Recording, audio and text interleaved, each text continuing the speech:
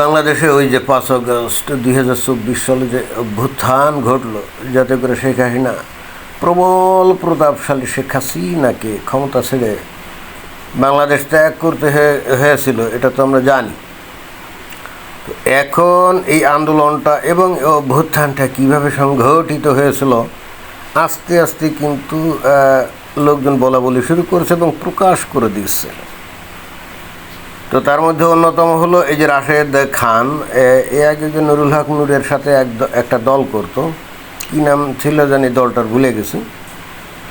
তো এখন সে কিন্তু এই যে আসল যে গোপন তথ্য, যেটা এতদিন গোপন ছিল অথবা কেউ আসলে সাহস করে বলতো না, কারণ কথাটা হলো যে বাংলাদেশ সেনাবাহিনীর ব্যাপারে। তো বাংলাদেশ সেনাবাহিনীর ব্যাপারে কেউ কথা বলতে গেলে তো 10বার চিন্তা করে, তাই না? তো এখন পরিবেশ পরিস্থিতি মনে হয় অনুকূল পেয়েছে, সেই কারণে মনে হয় যে রাশেদ খান এটা বিষয়টা বলে দিয়েছে। কি বলছে যে ক্যান্টনমেন্টের স্পষ্ট ক্লিয়ারেন্স পেয়ে নাহিদ এক দফার ঘোষণা করেছিল। আচ্ছা, তো এতদিন পরে সেই কথাটা বলছে কেন? এবং আমরা কিন্তু খুবই গভীরভাবে যদি পর্যবেক্ষণ করি, শেখ হাসিনা যখন এই বাংলাদেশ ছেড়ে চলে গেলেন, আওয়ামী লীগের লোকজন যখন চলে গেলেন, যদিও পরবর্তীতে আওয়ামী লীগের নেতাকর্মীরা খুব বেশি একটা ফেসবুকে এসে কোনো বক্তব্য বিবৃতি দেয় না, ওই 2-4 জনকে দেখা যায়, এর বাইরে আর কেউ কিছু বলে না, সব চুপ করে বসে আছে।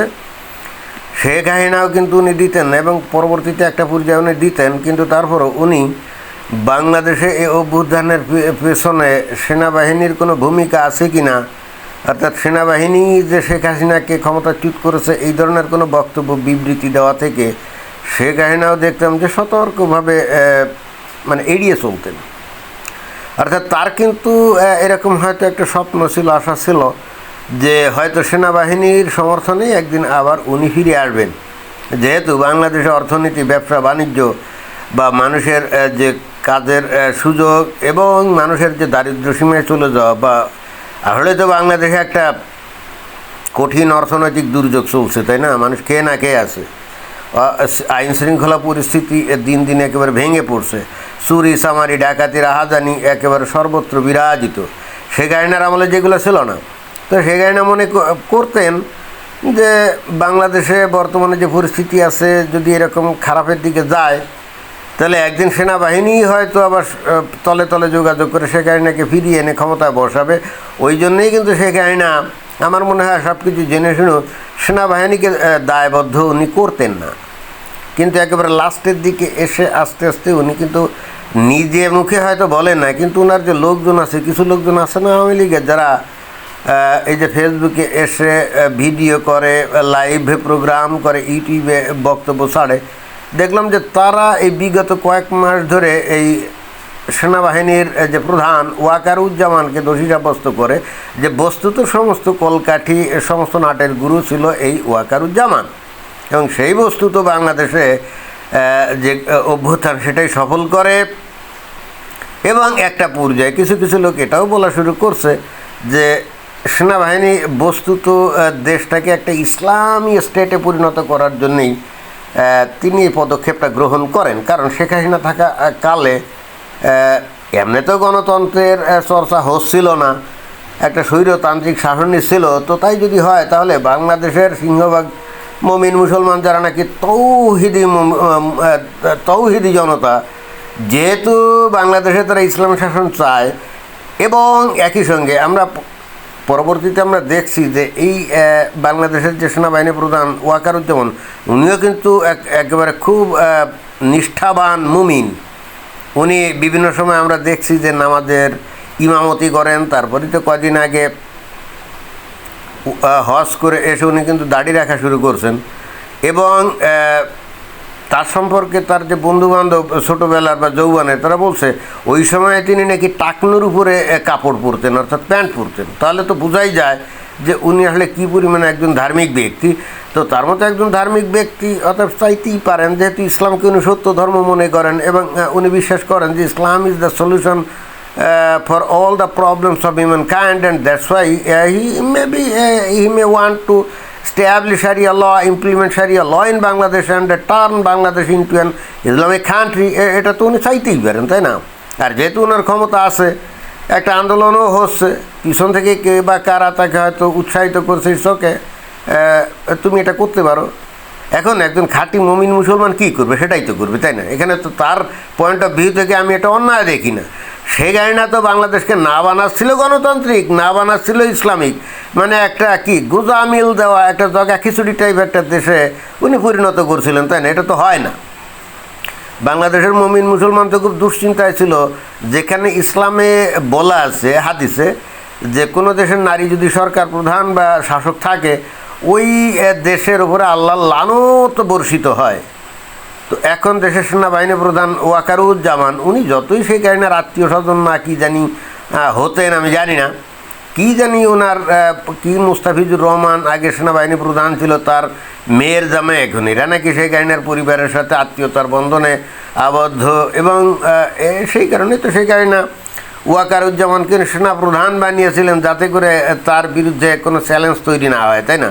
কিন্তু উনি তো আসলে বোঝেন না যে ওয়াকারুজ্জামান একজন নিষ্ঠাবান ধার্মিক মমিন মুসলমান, এবং সে কারণে তার যতই আত্মীয় হোক না কেন, ইসলামের দৃষ্টিতে সেটা তো একটা হারাম কাজ ছিল, তাই না? অর্থাৎ ওয়াকারুজ্জামান তো এটা টলারেট করতে পারে না।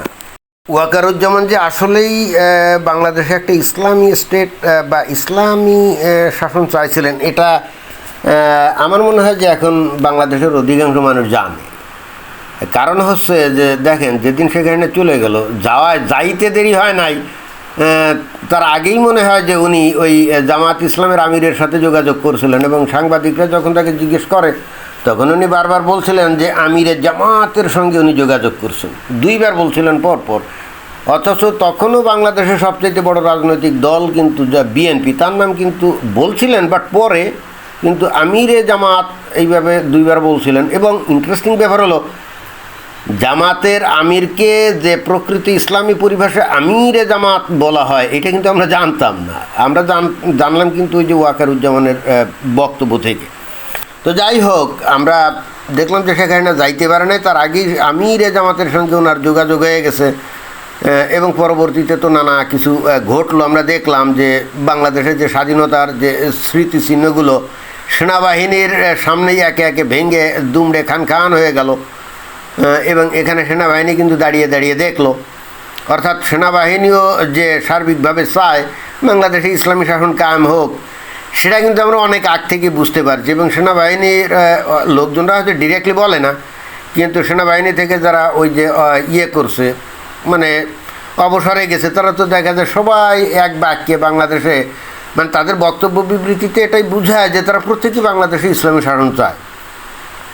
তো সেই দিক দিয়ে হিসাব করলে রাশেদ খান যাই বলুক না কেন, এবং বুঝাতে চাচ্ছে যে বস্তুত এই মানে রাশেদ খান যেটা বুঝাতে চাচ্ছে, এখানে আসলে গণ আন্দোলন কিছুই হয় নাই। সেনাবাহিনী বস্তুত একটা এখানে অভ্যুত্থান ঘটিয়েছে, নীরব বিপ্লব, নিজেরা ডিরেক্টলি না করে কিছু লোকের মাধ্যমে করিয়েছে, ওইটাই বুঝাতে চাচ্ছে। আমার বক্তব্য হলো যে সেনাবাহিনী ডিরেক্টলি না করুক, কিছু লোকের মাধ্যমেও যদি করা, কিন্তু সেটা তো বাংলাদেশের জন্য ভালো। অর্থাৎ তারা সবাই মিলে চাচ্ছে বাংলাদেশে ইসলামী শাসন কায়েম হোক, এটাই তো, তাই না? এবং সেটাই কি হওয়া উচিত না? এখানে বিরোধিতা করার তো আমি কোনো সুযোগ দেখি না। কারণ ইসলাম অনুযায়ী বাংলাদেশের মানুষ গণতন্ত্র মানে না, ধারণও করে না, বাক স্বাধীনতা মানে না, ধারণও করে না। তাহলে খামোকা গণতন্ত্রের নামে এই জোড়াতালি মার্কা সিস্টেম বাংলাদেশে চালু রাখার দরকারটা কী?